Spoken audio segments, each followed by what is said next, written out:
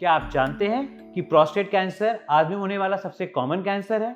पर आप क्या ये जानते हैं कि अगर उसका इलाज सही से हो जाए, टाइमली हो जाए, तो उसका इलाज पूरी तरह संभव है। Hello friends, I am doctor Harshit Garg, senior consultant urology, oncology and robotic surgery at max cancer centre Vaishali, और आज हम बात करते हैं प्रोस्टेट कैंसर के बारे में। तो पहली बात है, ये प्रोस्टेट है क्या? प्रोस्टेट एक ग्लैंड है जो कि हमारे ह्यूमंस के मेल्स में यानी आदमियों में होता है, जो कि पेशाब के रास्ते को कंट्रोल करता है, पेशाब को आने या खुलने के रास्ते में। तो कभी कभी उम्र के साथ ये ग्लैंड बढ़ जाता है और कभी कभी यही ग्लैंड कैंसर का रूप धारण कर लेता है।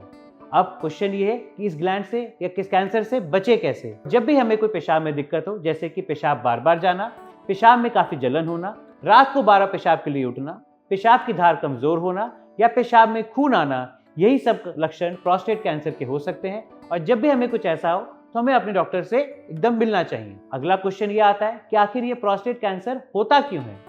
प्रोस्टेट कैंसर का कोई स्पेसिफिक कारण नहीं होता।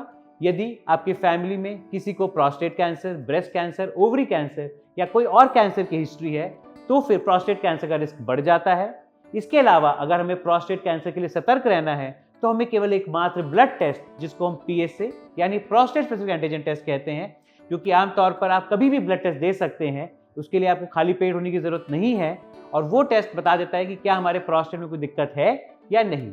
हम हमेशा बोलते हैं कि 50 से 70 साल की उम्र में हर आदमी को कभी न कभी जीवन में एक बार यह PSA टेस्ट कराना चाहिए। अब क्वेश्चन ये आता है कि अगर हमें प्रोस्टेट कैंसर पता लगता है, तो आखिर इसका इलाज कैसे होता है? तो यदि आपका PSA बढ़ा हुआ आता है या आपका प्रोस्टेट बढ़ा हुआ होता है, तो हम कुछ अल्ट्रासाउंड, CT या MRI करके उस प्रोस्टेट को जांच करते हैं, और अगर हमें शक होता है कि उसमें कोई कैंसर है, तो उसका एक दूरबीन के द्वारा सुई डाल के चेकअप किया जाता है, ताकि उसमें कैंसर है या नहीं इसका पता कर पाएं। और अगर टाइमली हम इस कैंसर को पता कर पाएं, तो आज की डेट में हमारी मेडिकल साइंस सक्षम है कि हम उसका सही तरह से रोबोटिक सर्जरी द्वारा पूरी तरह इलाज कर सकते हैं। रोबोटिक सर्जरी केवल ऐसी सर्जरी नहीं कि रोबोट में बटन दबा दें और वो सर्जरी हो जाती है, ऐसा कोई रोबोटिक सर्जरी नहीं होती है।